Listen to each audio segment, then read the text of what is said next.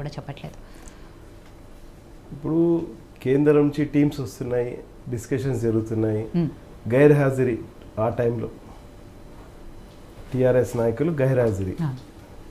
మరి ఇప్పుడు కాంగ్రెస్ ఏమో హడావుడిగా ఏదో చేస్తున్నాం అన్నట్టుగా ఆలోచన రీతి చేయకుండా హడావుడిగా, అంటే వీళ్ళకి మా పార్టీ మేము 100 సంవత్సరాలు అని సీనియారిటీ అది అని చెప్తారు, కానీ ఏదైనా ఒక టైం తీసుకోవాలి. ఇప్పుడు గత 10 సంవత్సరాల నుంచి టీఆర్ఎస్ తీసుకోలేంది ఈరోజు కాంగ్రెస్ ఇమీడియట్గా మేము ఇది చేస్తాము అనేది కాకుండా, చిన్న ఎగ్జాంపుల్, ఇప్పుడు ఏదో 6 గ్యారంటీలు అని అయితే కాంగ్రెస్ చేసిందో దాంట్లో ఎన్ని గ్యారంటీలు, సరే మీరు 6 గ్యారంటీలు ఒక్క గ్యారంటీ ఫుల్ఫిల్ చేయండి, మేము ఎవ్వరు మిమ్మల్ని ఫోర్స్ చేస్తలేమి, అది అంత అంత ఆషామాషి కాదు. ఏదో గ్యారంటీలు ఇచ్చారు కానీ ఆషామాషి కాదు, ఏదో ఉన్న దాంట్లో బస్సులు మహిళలకు ఇచ్చి అది పెద్ద గొప్పతనం కాదు. కానీ ఇప్పుడు ఏదైతే సిలిండర్ అంటున్నారో, లేదా పెన్షన్లు అంటున్నారో, రైతు బంధు అంటున్నారు, ఏదైనా ఒకటి శాంపుల్ టెస్ట్ తీసుకొని ఒక డిస్ట్రిక్ట్కి మీరు ఫుల్ఫిల్ చేయండి.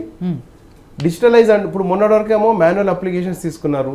మాన్యువల్ అప్లికేషన్ తీసుకున్నప్పుడే మేము చెప్పాం, యోయో ఛానల్ ద్వారానే ఆ రోజు మేము చెప్పాం, మీరు ఎందుకు మాన్యువల్గా ఎందుకు తీసుకుంటున్నారు, ఏదైనా ఏజెన్సీ తీసుకోండి, ఏజెన్సీ ద్వారా తీసుకొని డిజిటలైజ్ చేసి చేయండి అని చెప్పాం.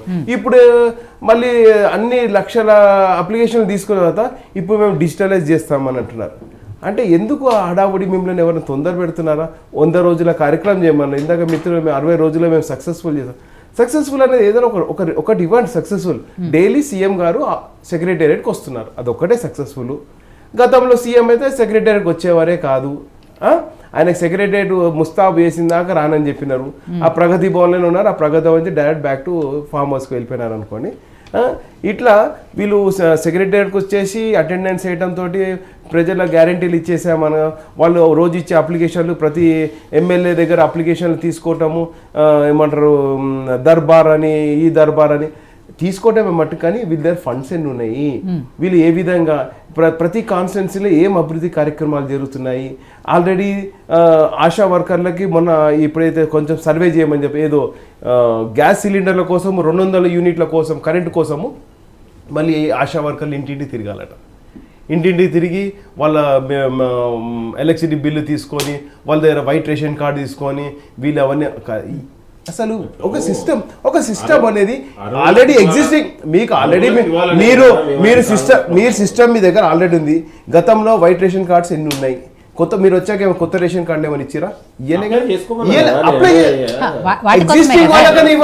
వీరేంద్ర బాబు, ఏవైతే గతంలో తప్పులు జరిగాయో అర్హులైన వాళ్ళకి వెళ్ళలేదో వాళ్ళకి ఇవ్వటం కోసమే ఈ ప్రాసెస్ అంతా. ఇప్పుడు మీరు ఏదైతే ఇంప్లిమెంట్ చేద్దామో సంతోషమే చేయండి, దాన్ని మేము వ్యతిరేకిస్తలేము. కానీ చేసింది ఎందుకంటే ఇప్పుడు they are waiting for election code. First of all చెప్పాలంటే వాళ్ళు కింద మీద చేస్తున్నారు. ఎందుకు?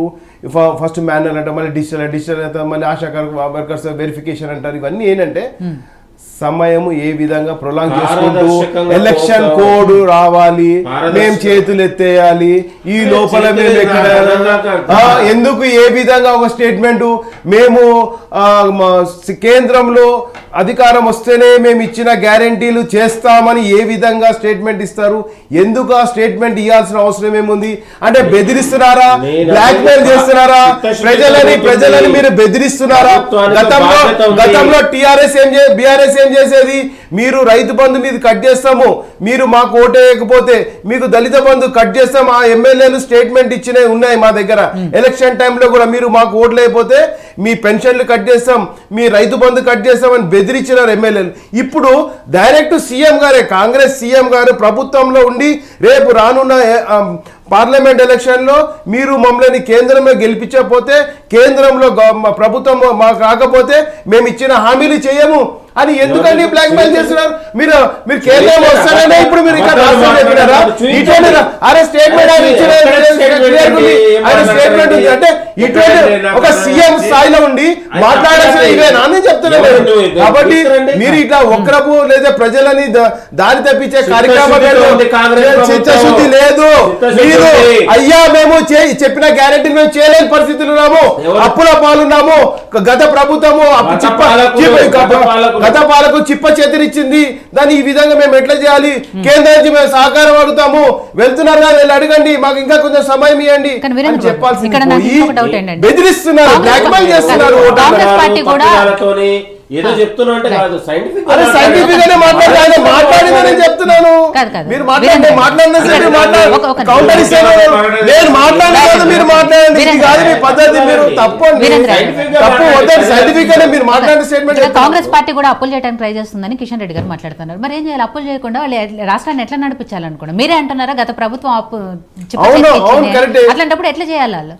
వారు అదే చెప్తున్నా, కేంద్రంతో సహకారం తీసుకోండి, కేంద్రం దగ్గర కలుస్తున్నారు కదా, ఈ ప్రాజెక్ట్స్ పెండింగ్ ఉన్నాయి. ఈవెన్ ఎందుకంటే గత ప్రభుత్వం ఏమన్నా నీళ్లు నిధులు నియామకాలు ఎట్లా చేయలేదు, నీళ్ళ గురించి ప్రసక్తే లేదు. 10 సంవత్సరాలు ఫామ్ హౌస్ కి కింద నాలో ఎట్లా పెట్టుకోవాలో ఎట్లా కావాలో చేపించుకున్నారు, కానీ ప్రజల కోసము ఎక్కడ ఏ దాని గురించి మాట్లాడలేదు.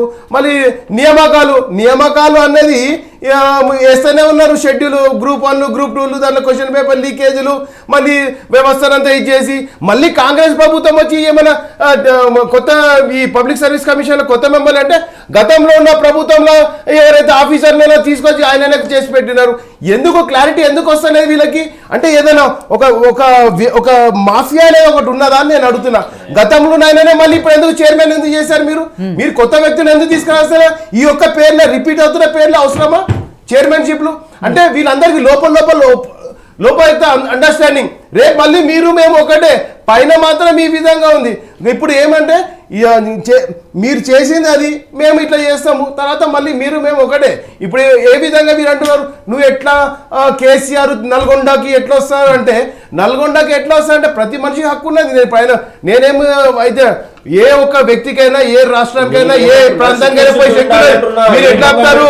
ఇంకొకటి మన కేసీఆర్ గారు అన్నారు మేము ధర్నాలు చేస్తామని. అరే కేసీఆర్ సాబ్, మీరు ఆ రోజు ధర్నా చౌక్ నే పని చేయించినావు, ఇప్పుడు ధర్నా చేస్తా అంటే నేను ఇరువైపులా మాట్లాడుతున్నాను. నేను ఒక్కవైపు ధర్నా చౌక్ బంద్ చేయించింది కేసీఆర్, ధర్నా చౌక్ చేయించింది క్లోజ్ చేయించింది ఈయన. ఇప్పుడు ఈయన ధర్నా స్టార్ట్ చేస్తాడంట, ఆయన నల్గొండలో ఈయన ఆపుతాడంట. భలే ఇద్దరు భలే ఆడుకుంటున్నారు, ప్రజలను టైం పాస్ చేసి ప్రజలని అటెన్షన్ డైవర్షన్ చేస్తున్నారు. ఏది చేసినా ప్రజలు ఇప్పుడు కాంగ్రెస్ చెప్పదలుచుకుంటున్నారు. ప్రజలు అనవసరంగా తెచ్చామే కాంగ్రెస్ ని. ఇన్ని